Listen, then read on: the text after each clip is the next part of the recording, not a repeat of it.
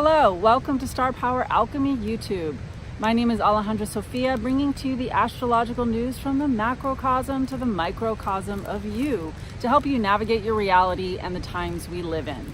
I'm tuning in to the week ahead, the key aspects and energies of the week ahead from today, Monday, May 27th until June 2nd, 3rd, 2019. And we are in the fourth quarter moon. So there are four quarters in each lunar wave spell cycle that is made up of 29 days. Each lunar wave cycle begins and initiates itself through the seed point, which is the new moon, and then goes through a developmental cycle. And so in this fourth quarter, we're in the fourth quarter now of the new moon in Taurus that seeded on May 4th. And so we're wrapping it up and heading into the new moon in Gemini on June 3rd. Please check out in my descriptions below my new moon in Gemini video and other videos below as well, suggested videos and featured videos from other from people I really admire and respect, and it's relevant to what I'm sharing. So we're beginning this week of this fourth quarter is a integrating. We've reached the climax point, or the crisis point of the four quarters. The half moon waning, which is moon phase 22, and that was yesterday, May 26th, and it happened in with the moon in Pisces and the sun in Gemini. So given that we're always in an unfolding field of change, and change is constant, and adjustments are always needing to be made on one level or another. So with that particular, this whole week has a resonance of that energy of what got of the square that happened, the half moon waning square between sun and moon, with moon in Pisces and sun in Gemini. And so there's this feeling of, because of, if there's a split between your mind and emotions, there's a frustration right now. So that's the frustration with moon in Pisces, sun in Gemini, the split. If there's a split, because what wants to happen, the challenge is to bring mind and to bring the mental processes and emotions together. And so Gemini, it's really crucial, because what happens with the sun in Gemini, it can be really extremely out of balance into the intellectual realm, repressing emotions. So there's a real need to push in, as moon in Pisces is just like, I need to be felt, I need to be heard, I need to be seen, I need attention. And so there's a real crux, right? There's a real frustration I'm feeling in general with all the key energies that we're undergoing at this time, with having Saturn and Pluto in a conjunction all year long, and at this time they're retrograde until September, early October in the sign of Capricorn.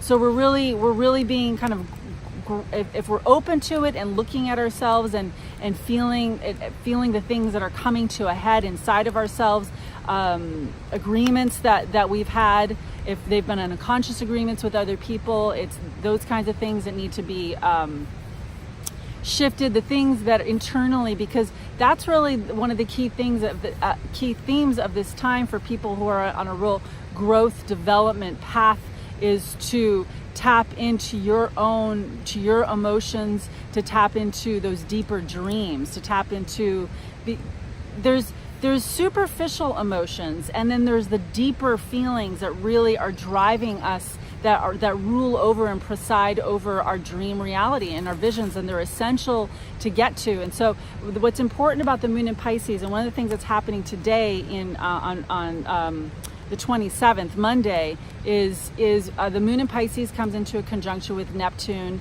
after having come into a square with Gemini. And so there's a real feeling, there could be feelings of longing, separation, missing, feeling separate from things that you really want in your life, frustrated with how, maybe a misunderstanding of what to prioritize at this time. And so one thing to keep in mind is, I feel like if you're on a path, the things need to be reprioritized, because what really needs to be prioritized is be open to shifting things out of your life that used to be a priority to you, that really you can't do anymore, and because they're draining your energy. Because that's the key thing here with Chiron and Aries. Chiron moved into Aries in February, and it's really bringing these aspects of ourselves alive that need to be healed, because Chiron has to do with wholeness.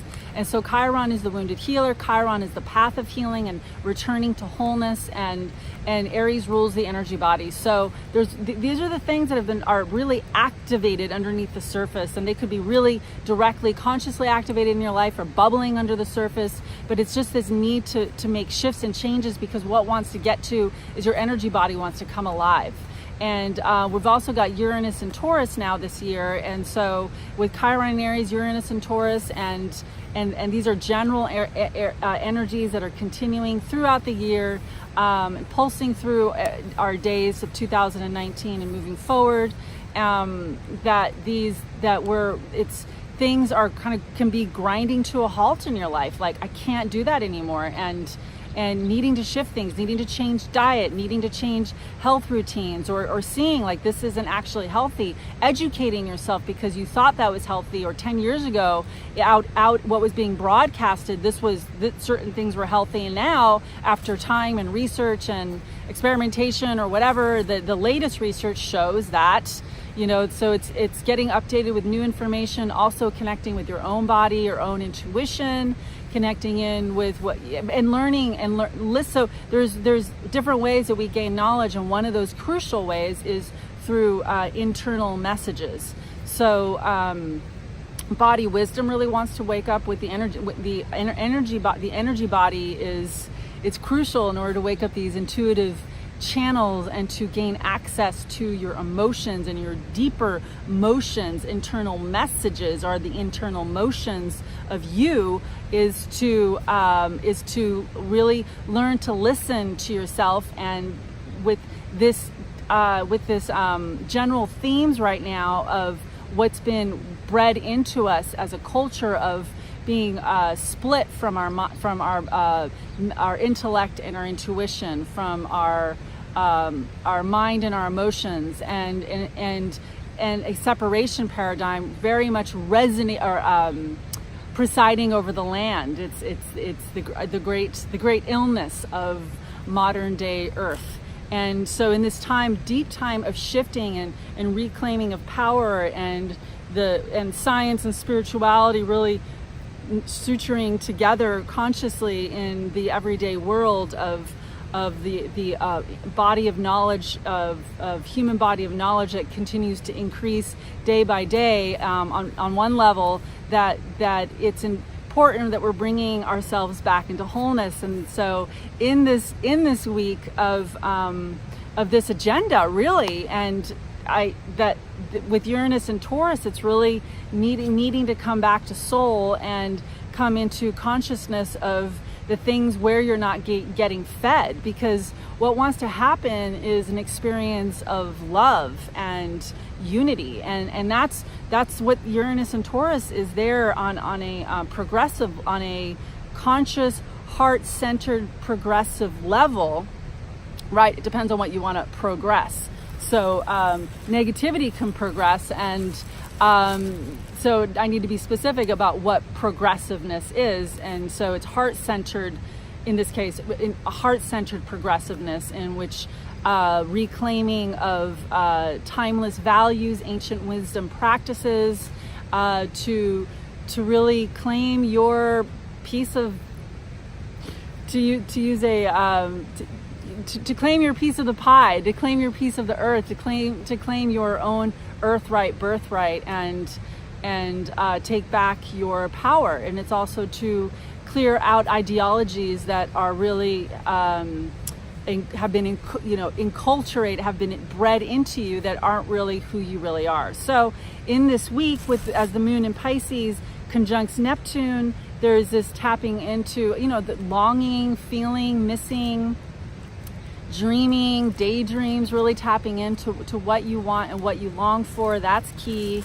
And because Neptune and Moon really are Pisces are wanting to unite you with these deeper forces of who you really are, and also a deeper spirituality of a compassionate ideology, love for one another ideology that fills your heart to clear out these separation programs and come to rise from these wounded trauma, deeply rooted programs, uproot them and come into unity. And so joining with others and feeling that could be a place of like, oh my gosh, I'm spending too much time alone. Oh my gosh, I'm working too much.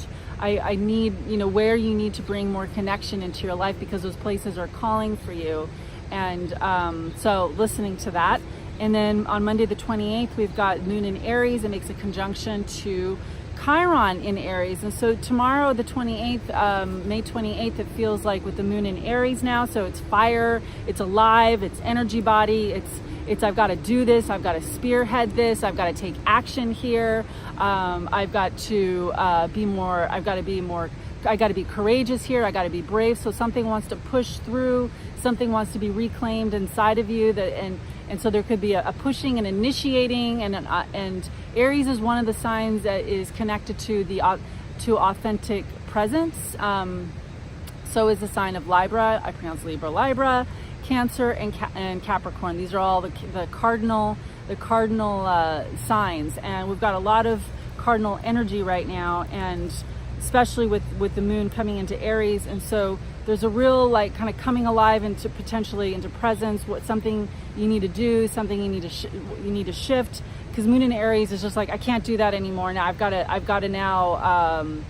spearhead this. So there's an energy, there's movement these next 2 days. And so also a healing too, so that an understanding could come in as well of something that needs to be healed. And by healing, I mean wholeness, a return to self. That's healing, of an understanding about yourself, about what you need and who you are in a way, because Aries also wants to stand in inner security, and like, okay, so some sort of like, clearing out what's been and moving forward, but also with a sort of fierce presence that accepts so that it can resolve and move on and make new choices and empowered choices. So then we've got on the 29th, moon is still in Aries, and we've also got a Mercury Gemini square Neptune in Pisces on Wednesday. And this is before, as we're stepping into the dark moon energies, with Mercury square Neptune in Pisces on the 29th, that is connecting into, there's ways in, Mercury has an action-oriented aspect to it, and in Gemini, it wants to make connections. It also wants to make connections through learning, through cognition. So continuing to access the new knowledge as you're, in whatever way you're doing that, or maybe in a new way that helps you access. Also, because there's a square with Neptune and Pisces, there's a challenge there. There's a challenge to move beyond something and also integrate something. And so maybe some habits of disconnection with Neptune and Pisces, where you keep disconnecting. If you want to create new neural pathways, because Mercury in Gemini has to do with neural pathways, and to go beyond, to push beyond habits of disconnecting, because with that square in Neptune, it's bringing up some soul loss. And so the resolution to it, to regain power and self-control, self-empowerment, is to, it feels like, these are two strong like, if you want your dream, you're gonna have to do things in a new way. So that's if you want your dream. So that's part of what's happening there with the squares, because Mercury in Gemini is like all over the place. It's like, and Neptune in Pisces with that square, it can be like old emotional issues that are keeping you stuck in a negative world. So that could be the downside of, like, if you're caught in negativity, in too much fantasies, because of not believing in yourself, not feeling secure with yourself, maybe looking at the world negatively in a way. And Mercury in Gemini, I feel like, is the one that wants to lead this energy of getting out there, learn new information, talk with people, but it's specifically about learning, gaining knowledge that helps to empower, because the squares, in order to get through them, to meet the challenge, there's something to grow beyond. There's a lesson that needs to be learned.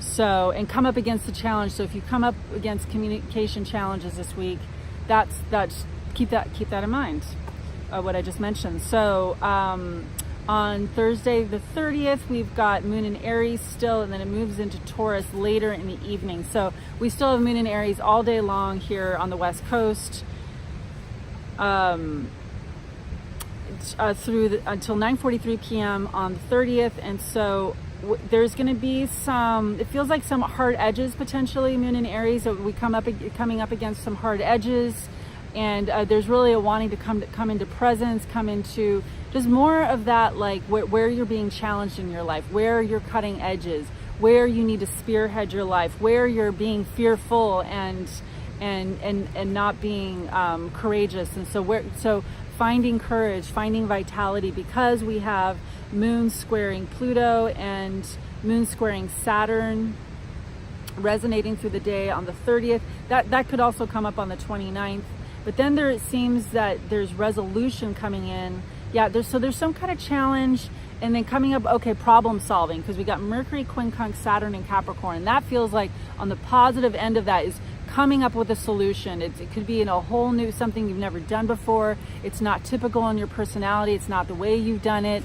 So there's an open-mindedness that's absolutely needed in Gemini. Gemini is this open, it's open to everything. It's the universe flowing through all its multiplicity. I mean, imagine the universe. The universe is open to everything that's happening on the planet, good and bad, however you want to define it. And so Mercury in Gemini has this poise to it of like, look at it, a detachment to it. And so there's something with Mercury, Gemini, quincunxing Saturn in Capricorn at 8:20 a.m. on the 30th, that feels like a potential shift. I mean, there's definitely coming up against a frustration, and part of the way to transform frustrations is get conscious of like, oh my gosh, have I felt this before? And is this feeling familiar to me? Is this situation inwardly like very similar to something I've experienced before? To help you get into more internal spaces, especially if you're feeling like externally challenged, to really get like, there's something here for me to learn, there's something here for me to shift. What is it that I need to understand about this frustration that will help me move beyond it and create a solution for me that's positive? So be open to that shift in perspective inside. If you're holding stubbornness and obstinacy, which is what I see with Saturn and Capricorn, that if you're on that end of the quincunx, if you're just in, I refuse to budge and I'm just going to keep thinking like this because Saturn is retrograde. So it's wanting to help you get deeper into your ego and where you keep coming up against the same, you keep resolving, you keep answering in the same way that keeps continuing the problem, the challenge. So that if there's obstinacy and ego is can be obstinate, there's Mercury and Gemini wants to just be open to new ideas, be open to new perspectives, and be detached and just keep that possibility in mind of being just detached, putting yourself in neutral.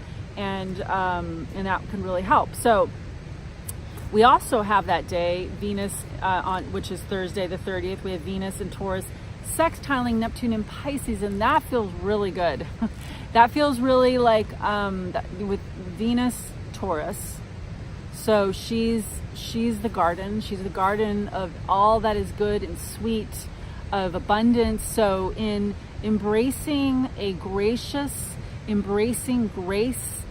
as a daily spirituality, this feels like if you're working on those pieces of yourself and relieving yourself of negative perspectives and moving into positive energy and upliftment in a way that is healthy for you, healing for you, and for everyone involved, because what heals you heals your relationships and heals what is healthy for you is healthy for the world.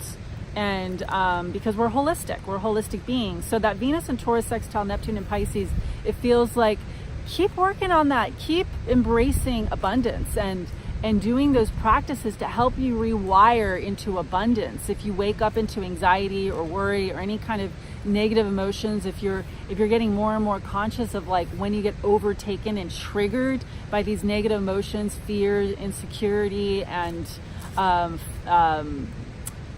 just if you've found some of your key emotions that you continually play out, for example, for me, it's worry and anxiety is been one of my main negative emotions, And so what wants to be, there's an opposite emotion that wants to relieve you, and so that emotion also brings a perspective. And so that's where this Gemini, getting conscious of the things you're thinking about and getting conscious of what your emotions are thinking about, that's and what's creating those emotions, that's and to help you shift into a unity paradigm. That's what I see happening in Gemini. So Gemini is this neural network of our thoughts, and if you're choosing a separation paradigm unconsciously, you might believe in unity consciously, but they're absolutely, because of our culture, because of traumas, because of early childhood and things that happened then that triggered abandonment issues and all the other challenges that really bind us in trauma. The psychology of trauma it's activating abandonment and survival mechanisms. So that really activates scarcity. Trauma activates scarcity. And so as you're rewiring your emotional body, and as you open up to that possibility, wherever you're at, whatever stage you're at, this Venus and Taurus really wants to supply you with where your needs are being unmet. So it wants to supply you with abundance. Venus and Taurus is here right now to just say, this love is here now, abundance is now. To rewire to abundance, daily practices that help you emotionally tap into feeling that abundance. That's what I feel with that sextile with Neptune and Pisces. That opens you up to the deeper love and the humanitarian love, the spiritual love, the heart-centered love for all life and all things, and because Neptune is the expansive love for all things, and it can also be, yes, it's known as the planet of delusion, but that's and there's much to navigate through that, but there is a real grounding because of the strong Earth planets that we have. Pluto, Saturn in Capricorn, Venus right now in Taurus. There's really wanting to ground into essential practices of beingness that enlighten and invoke a daily spirituality that is having to constantly update and upgrade and clear out. So because we're past, present, future beings, multi-dimensional past, present, future beings, and we're in a constant state of change and keeping up with the change, we need to really embrace daily practices, habits. We can call practices habits, routines that help to clear out the past and come into acceptance of the presence and what is, and keep an eye towards the future and vision. So that will be really helpful on the 30th to fill up your cup, because Venus and Neptune really want to fill. There's a real feeling of filling up your cup with fulfillment and good feelings, and really grounding in, because Venus and Taurus is a real grounding into your inner garden and allowing yourself to flourish on the inside. It feels really good. Thank you, please. I'll have more of that. And then we also have Mercury, Gemini opposing Jupiter and Gemini. Jupiter in Sagittarius, that's retrograde also on the 30th. So that's a big day. That's a big day on this week. And so it feels like Mercury in Gemini opposing Jupiter in Sag is really be open, and especially as you're open to a greater philosophy of embracing global village, of embracing emblazing a trail of an open-heartedness to life and who you are, and a feeling of adventure. Jupiter in Sag and Mercury in Gemini, new ideas of just, there's an adventure too with being open to. I see Mercury in Gemini as also the astronaut. It's like I'm willing to go beyond, and Gemini really loves to go off planet. And what I mean by that is just like it's enthralled with the universe, and it's kind of knocking emotions on that level of Gemini. And so there's really, because I see that the cutting edge and the revolution that we're upon now is mind-body revolution, that and bringing these to come back into ideologies that bring in routines and daily practices, and helps to shift our culture, helps to shift us personally, and therefore our families, and therefore our relationships, and our relationships, therefore our family, and then the culture, shifting into a creative, co-creative, living, embracing ancient wisdom practices, living and embracing true heritage, and that really that is what I see with Gemini. The true Gemini wants to bring all these pieces together. So that this day on the 30th just feels like a real, especially as we're heading into the dark moon. And the dark moon is the moon in Taurus. The dark moon is Friday the 31st, Saturday the 1st, and Sunday the 2nd. And it's going to be a moon in Taurus. So using these energies to really kind of ground into simplicity those days as much as possible. Just ground into simplicity. You know, if you can simplify those days, if you can reduce your schedule, just it's important to, the most basic thing is landing into breath, landing into connection practices. And so what I feel as we're moving into the dark moon and the shifts and changes that come in as we are in this fourth quarter moon, of releasing, of integrating this moon cycle, and also disintegrating, dissolving into any resolving as well, into what wants to happen, you know, and any frustrations that are continuing that want to, and that's what I mean by resolving. So through this fourth quarter moon with moon in Taurus, just land into simplicity. Use that time, because remember that new moon, this dark moon in Taurus, is a return to moon in Taurus while still inside the new moon in Taurus cycle. So this is a really precious time and a crucial time to gather together, center down, feel, go out into nature, whatever it is that you can do to simplify, connect, consider, feel, land into abundance, be outside in nature, appreciate. It's the sensual body again. So just really landing into your presence of beingness, that this is the garden right here. This right here, this multidimensional human experience of all senses that you have of this experience. So even just that right there, landing into your sensual body, and coming into deep appreciation and gratitude for this vessel that you are woven into, that your spirit and soul are magically woven into, and allowing for you to have this experience, because that's really what the lid that wants to come off is any clouding of our heart, any clouding of like forgetfulness. I mean, to be in a certain level of wakefulness every day, in which we're uplifting ourselves and appreciating. We need gratitude. Gratitude, I'm understanding now, is the key emotion, the key thing. It is I'll call it a soul technology emotion to integrate and really secure into. So that's what I recommend for the dark moon in Taurus is go strong with some gratitude practices.